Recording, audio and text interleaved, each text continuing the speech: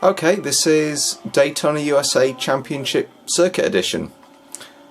There's me being interrupted by the commentator. He's annoying.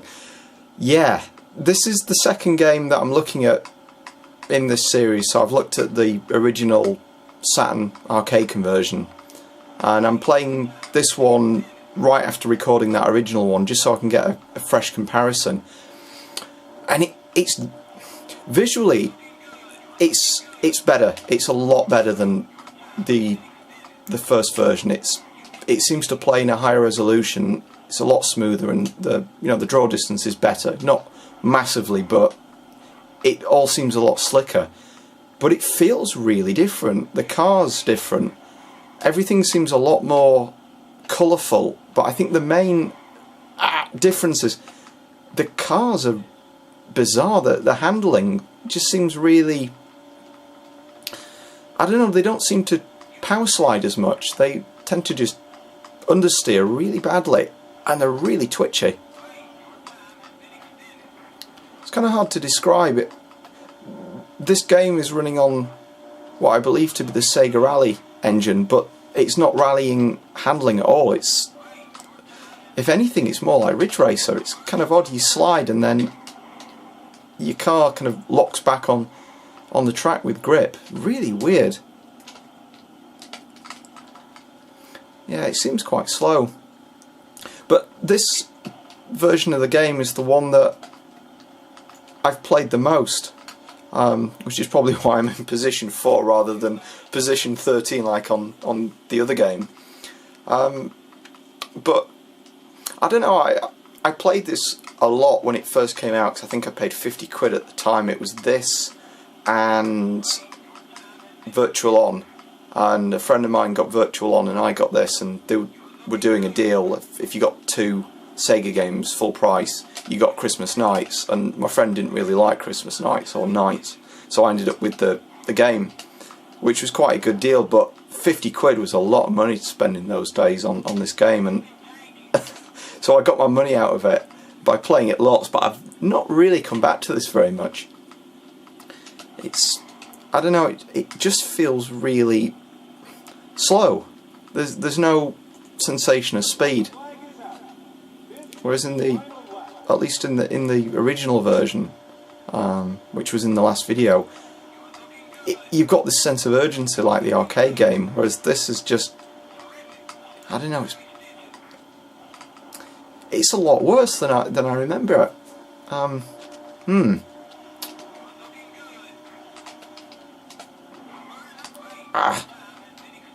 The one that I'll look at next will be the Dreamcast game, which visually is stunning. It's not the same as the arcade one, so it's not the same as the PlayStation 3 and Xbox 360 conversion that came out a couple of years ago. Understeer. Can I get this bonus bit? No. If you go into that tunnel, there's a sign saying you've just lost your sponsors. Yeah, the Dreamcast game, it's different. Oh, is it locked up? No. So the Dreamcast game's quite different, and I'll come on to that next. So what I'm looking at now is the second track in the game. So this is one of the new tracks for this game, and it's quite good. I do like it. It's clearly been built for the Saturn, so there's a lot of really tight corners, so you don't really get the problem with the draw distance. And it does appear in the Dreamcast game, but I'm quite surprised that it didn't end up in the PlayStation 3 game, which is a shame, because even though these 2 tracks are new and they feel a little bit different than the arcade tracks, they're quite fun, and I think it does increase the longevity of the game. Maybe they're built better for the handling, perhaps. Oh, that's a nasty one. Yeah, it's quite a short track, is this one, but it's fun. It's quite good. I'll put it on the in-car view just for a bit. I think, yeah, these cars just don't they don't brake properly. The understeer. Yeah, I think the in-car view, is better in this version. You get a bit more of a view of the road, whereas I think the arcade conversion, your camera's a little bit too low. It's kind of power sliding, but not quite. I've played this once with a wheel at play last year, and it's really good. The handling, it feels as if it was made with a wheel. You can play it with the analog controller. I'm not at the moment, but the handling on that is not too bad. But I just wanted to play this with the D-pad, so I'm using, the same control system for both games. I can't remember if you can even do that with the Dreamcast one, but I'll give it a try.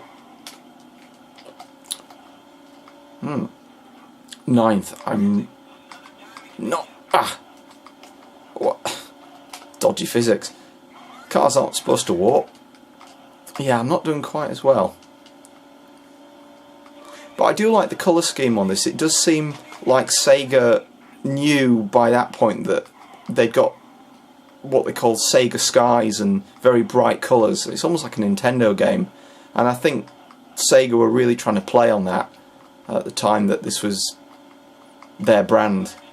And it looks a little bit garish, but nice in a way. There's a lot of nostalgia for this era of Sega. Try a different camera, not crash.